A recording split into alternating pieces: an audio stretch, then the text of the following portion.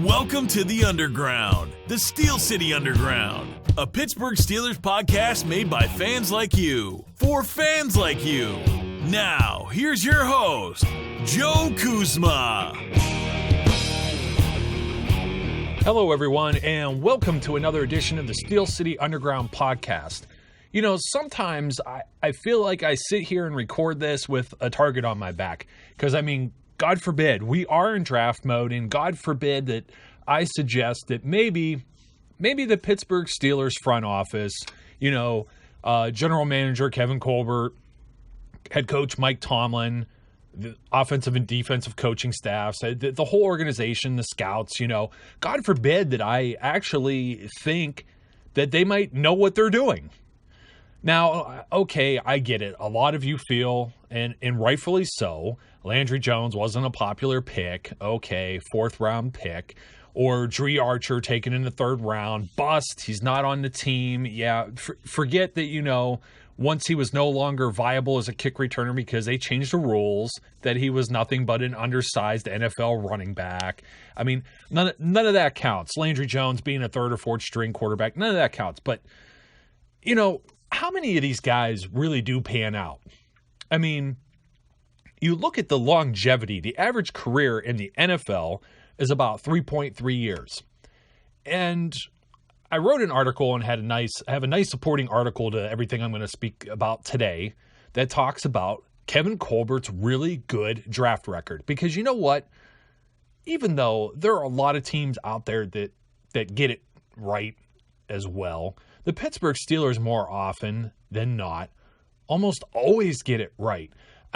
Not every single pick. A lot of these guys aren't hanging around, like I said, 3.3 years. But when they get chosen by the Pittsburgh Steelers, especially in the first and second rounds, these guys are like some really good contributors to this football team, at least overall. At least within that span of 3 years, maybe even to 5 years or 6 years. And even beyond that, there are players that the Pittsburgh Steelers select and even find in the later rounds, or undrafted players even. There are players that play for this organization that are very good, and sometimes they move on from this organization. And what sometimes we don't realize or give credit to is, even though those guys were found by the Steelers and they end up somewhere else, like let's say Emmanuel Sanders, for example. He ends up with the Denver Broncos. That is no less of like an indictment on the front office's ability to find talent. They have an eye for talent. That's why most of us aren't freaking out about Martavis Bryant being suspended for an entire year. It's because the Pittsburgh Steelers have a wide receiver factory. They're constantly just locking and reloading on players throughout the draft. They find talent. So why is it every time of the year, as I'm in my draft mode, and I was just talking about coulda, woulda, shoulda the other day, why are we always doing the coulda, woulda, shoulda when Kevin Colbert gets it right more often than he gets it wrong? Let's take a look at the first round picks that Kevin Colbert has made since he has joined the Pittsburgh Steelers. And of course, he's the first Pittsburgh Steelers general manager, because that wasn't an official title until they gave it to him in 2010, but he has been around since 2000. And we look at the draft picks that he's made, and we start at the very top with Plaxico Burress. Very solid wide receiver, also had a very lengthy and good NFL career. Casey Hampton, perennial Pro Bowler, nose tackle. Another first-round pick, Kendall Simmons. Okay, Kendall Simmons is where you kind of go, okay, but you know what? Kendall Simmons, he had some bad luck, okay? And he's on the injured reserve almost all the time, but the one year he did play every single game, he started all 20 games, is the year the Steelers won the Super Bowl, Super Bowl 40. So even Kendall Simmons gets a pass when we're talking about this list. Now we go with the next few names, and it's just, wow. You want to talk about good draft record. Okay, Troy Polamalu, future Hall of Famer. You can't get any worse than that, right? Ben Roethlisberger, future Hall of Famer. Wow, okay. Heath Miller, all-time franchise leader, all-time, probably the greatest tight end the Pittsburgh Steelers have ever had. Bar none. I even question whether or not Heath Miller might be NFL Hall of Fame material. That might be stretching it, but as far as this franchise, one of the all-time greats, right? Not too bad so far. Santonio Holmes. Santonio Holmes is Super Bowl MVP. You remember the catch against Arizona? That's fantastic. Would you want someone besides Santonio Holmes? Nah, I don't either. Lawrence Timmons, more commonly the first pick of the Mike Tomlin era.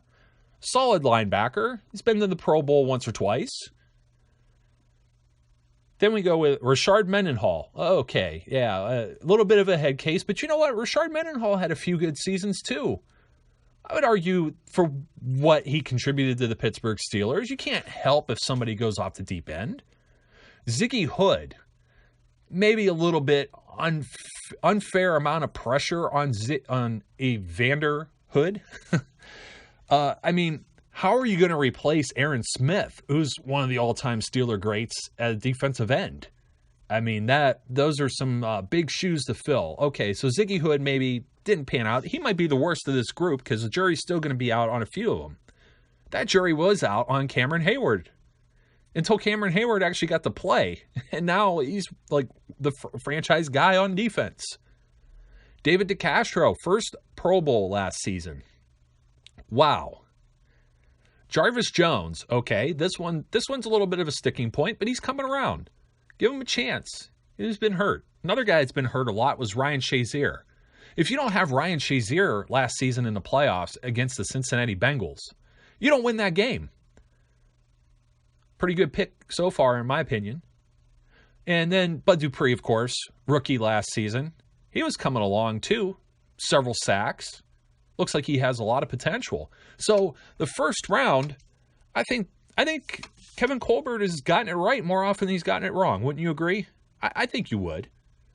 You go beyond the first round, and you look at some of the names that Kevin Colbert's found, some of the second, third, fourth, even fifth round picks, and let's just discuss some of these. Stephon Tuitt.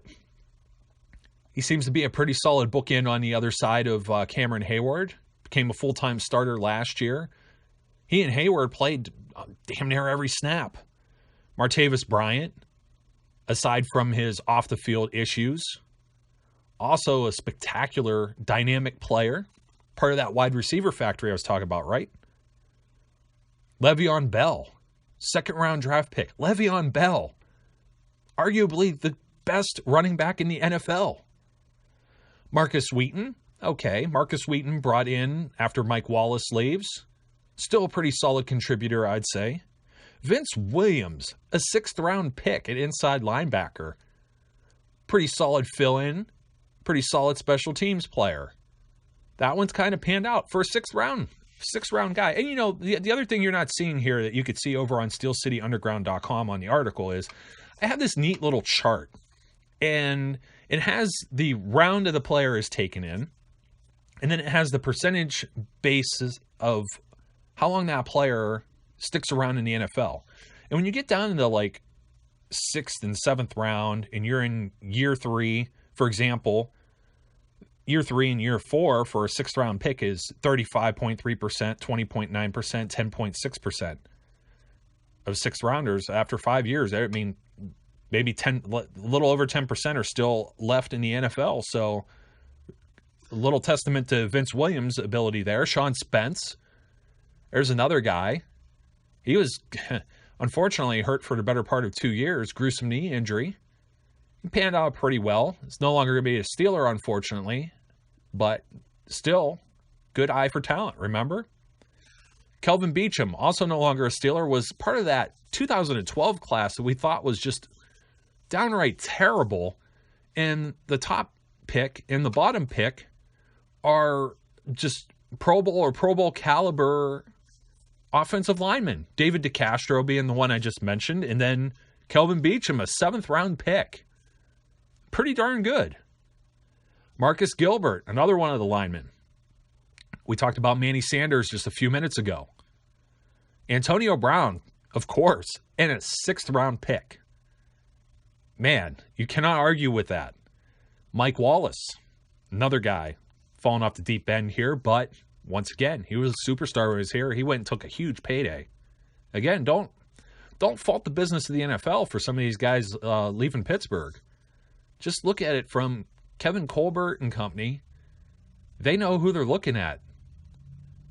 Lamar Woodley, second-round pick. Man, was he dynamite.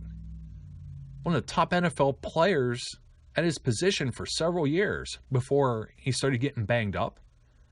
Poor guy can't stay on the field now. William Gay, fifth-round pick. Clark Hagans, remember him? Also a fifth-round pick. Kendrell Bell, more or less, wasn't a bad player. Ike Taylor, a fourth-round pick. Chris Kimiatu, always have a hard time saying Chris's name. Sixth-round pick.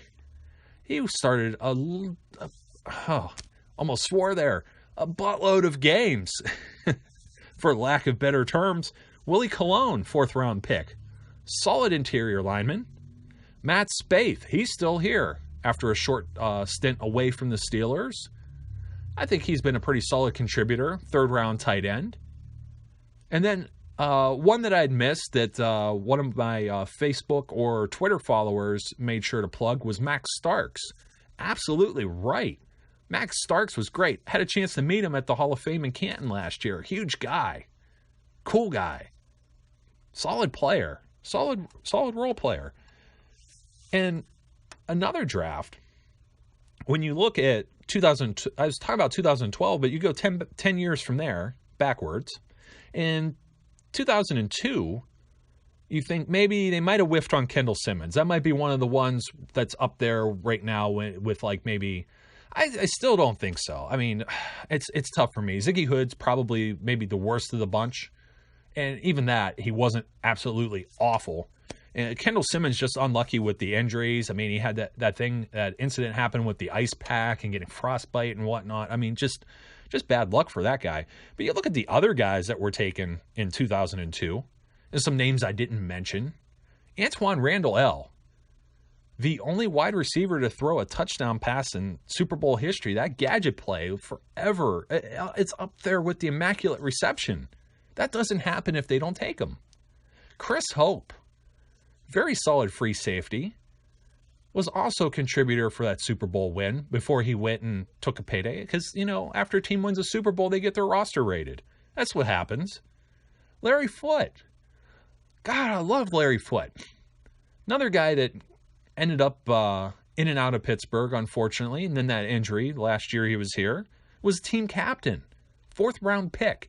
And then, of course, one of the most popular guys that live in Steelers folklore, a seventh-round pick, Brett the Diesel Kiesel. Holy cow, a seventh-round pick. And then he shatters that little 10 or 12 or 13% figure or whatever it says beyond 5 years. He's probably like the only guy that it was still from the seventh round of that draft playing in the NFL like 10 years later. That is just amazing. So Kevin Colbert and company, that's an amazing list of players, isn't it? Especially when, and for always a lack of a better comparison, I have to use the Cleveland Browns. They get first round draft picks like even 5 years ago, like Brandon Weeden and Trent Richardson, and those guys not only aren't on the roster, they're not on an NFL roster anywhere. And Richardson was taken third overall, so you can most certainly get picks wrong. And it just helps that you get more of them right than you get wrong, or else you're not going to be very successful, no matter where you're selecting in a draft, who you're selecting in a draft. I thought this guy was, Richardson's case, the third best overall player in the draft, and he can't even stay on a roster. Can't even crack a roster. But then you got guys who can't even crack the draft. And we know one of the more famous ones, and he bounced around a little bit. He wasn't entirely Pittsburgh's project, but it's where he made his name. It's where he hangs his hat and calls home. That's James Harrison. Another guy with a huge, huge play in a Super Bowl. NFL defensive MVP. Just a mean, tough player. He'll go down as one of the greatest linebackers in Steeler history. And he'll be one of the NFL greats, too.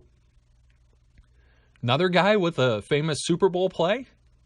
Do you see the trend that I'm on? All these guys that Colbert brings in. Another undrafted guy, Willie Parker. Fast Willie Parker. Longest run in Super Bowl history. At least I think it still is. Steve McClendon, who is now formerly at Pittsburgh, goes over to Jets. Not too bad as a nose tackle. Also big shoes to fill behind the big snack Casey Hampton, who I mentioned earlier. And then there's Ramon Foster. I mean, Ramon Foster has started almost every game at left guard since he's been here. Over the last few years, that guy's healthy. He's on the field. He's playing 14, 15, and 16 games a season. Not bad for an undrafted player.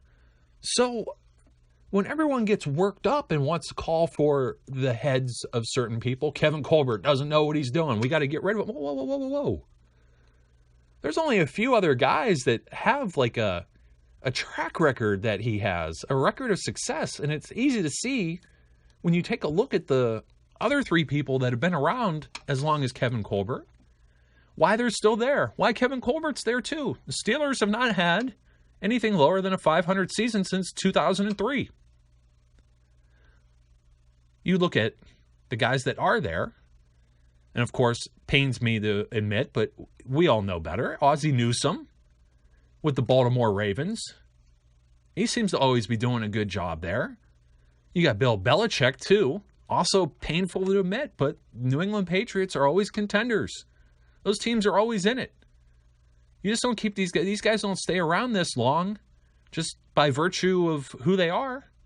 Unless you take the last name, Jerry Jones, who is the owner of the Dallas Cowboys. What's he going to do, fire himself? And even Jerry, the squirrel finds a nut every now and then. Look at that offensive line that he put together.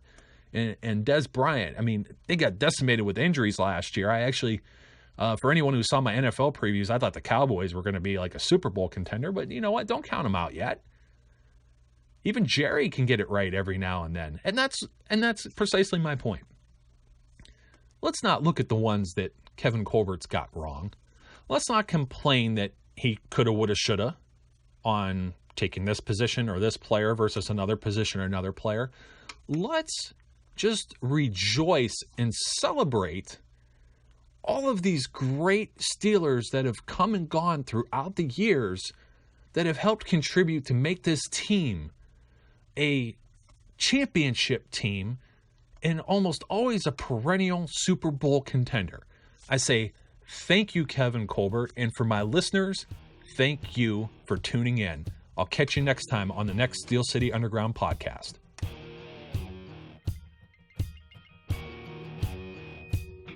We would like to thank you for listening and remind our listeners to follow us on social media and our website, www.steelcityunderground.com.